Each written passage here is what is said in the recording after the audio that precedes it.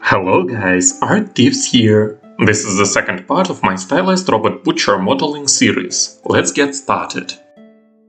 I start off by unwrapping the model in 3ds Max. I break most hard edges, since Substance Painter sometimes freaks out when baking them.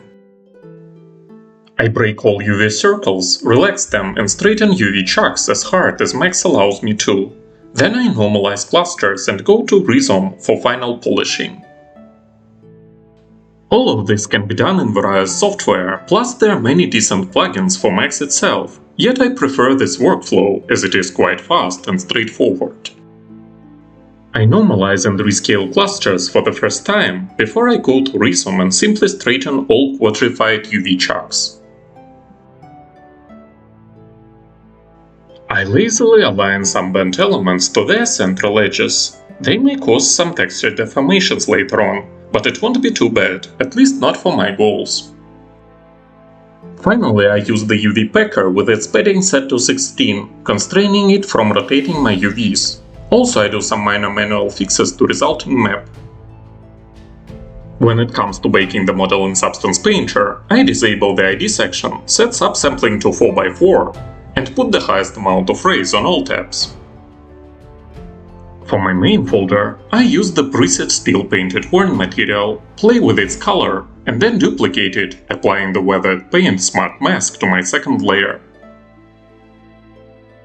I spend some time adjusting global balance and texture settings in Mask Control menu. I then duplicate my main folder, make its contents a lot darker, apply a black mask to it, and use it to highlight some frames and rusty elements.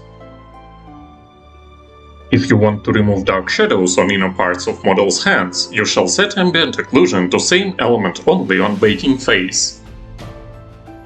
I highlight the sharp part of the knife's blade by using different steel material.